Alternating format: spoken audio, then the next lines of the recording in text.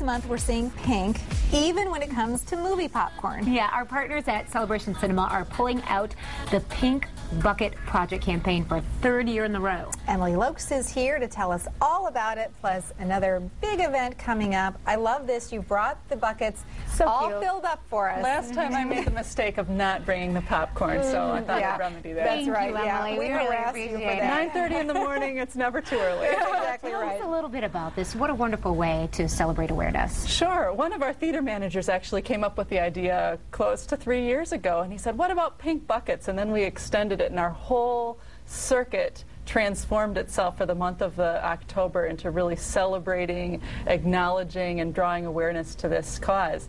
So this is our third year of the Pink Bucket Project. The dominant aspect of which is, of course, our pink popcorn buckets, and we hope that people will enjoy them. For the past 2 years, we've been able to raise $20,000 to $25,000 each year to be contributed to Susan G. Komen. That's wonderful. That is really great. That organization does so many great things. We don't have pink popcorn. Sorry, folks, for the pink twist out there. Yeah, this is really great. But this isn't really the only way that you can really, you've kind of gone, even bigger with this. We've had a whole number of concession options here. I've got our pink cotton candy, and we also have a pink gift card this year. $1 from each goes to Susan G. Komen. So if you're wanting to get ahead on your holiday gift buying, this is a really great month to pick these up. It's the only month that they're available. Wow. And it's also a way to make a contribution to a really important cause. That's my go-to gift. Yeah. I get those for everyone, for anyone that's done anything, to say thanks. Always. Now, clearly, it's a nationally recognized issue. And October is a month that a lot of companies in some way try to draw some greater awareness of it and raise funds for research. It's also pretty personal for us. I mean, one of the initial members of our team that helped us develop the concept for the campaign had been a breast cancer survivor. The year after we did our first Pink Bucket Project campaign, one of my extended family members was diagnosed and successfully treated here. And so we're really thankful for all of the work that organizations like Susan G. Komen and other medical research institutions have done to make it such a better situation for people facing breast cancer. And you're a family organization, and that extends to your employees and to the people in our community. So that's really fantastic.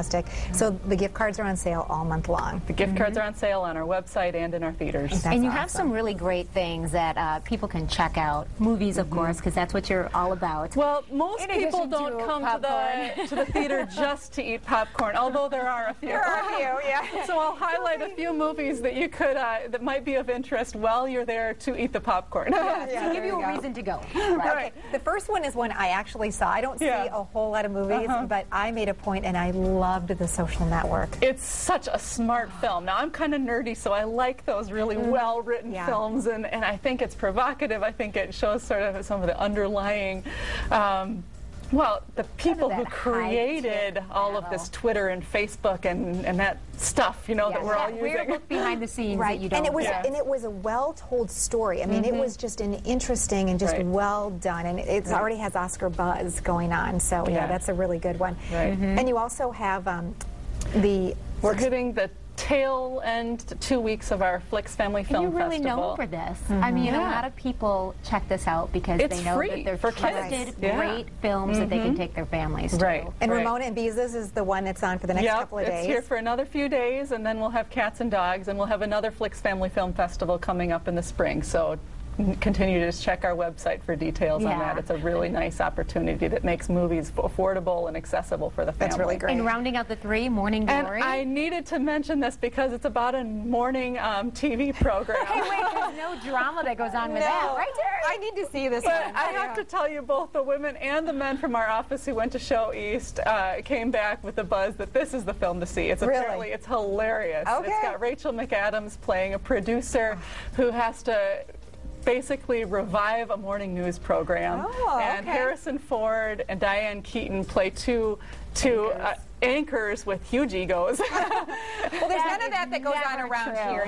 Never. It's so different than what I see here. It sounds hilarious, though. So I'm going to have to make a point of seeing that one. And finally, I just have to mention that there's a picture opening exclusively at Celebration North. It's a limited release picture, and it's called Waiting for Superman.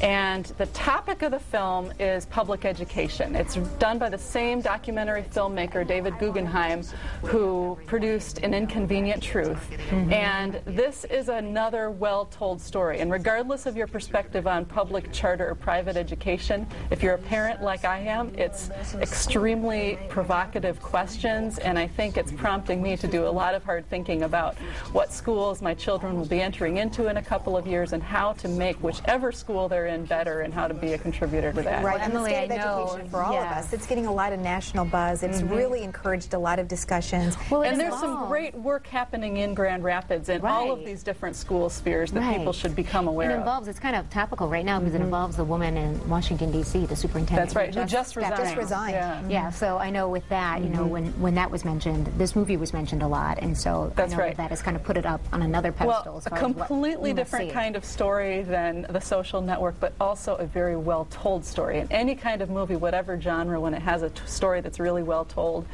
it makes it really enjoyable to watch. Absolutely. And you also have group rates available. We do. For that. Yep. So a number of school organizations are coming to see it with their school boards or with their constituency, and we do provide private screenings and group rates for those groups. So contact any of our theaters or on our website and we can arrange that for you. Well, as always, it's a pleasure to have you in today, especially great to be when here. You bring popcorn. That's right. Congratulations on the new baby. The last time you were here, you were an expectant mom, so you have your hands full. And Johanna's 3 months old now, so I'm back to work, and we tore up our kitchen. It's a big few weeks in our household. You've got a lot on your plate. Yeah. Thanks for having me. Congratulations. Thanks for coming in. Yeah, stay with us. We'll be right back.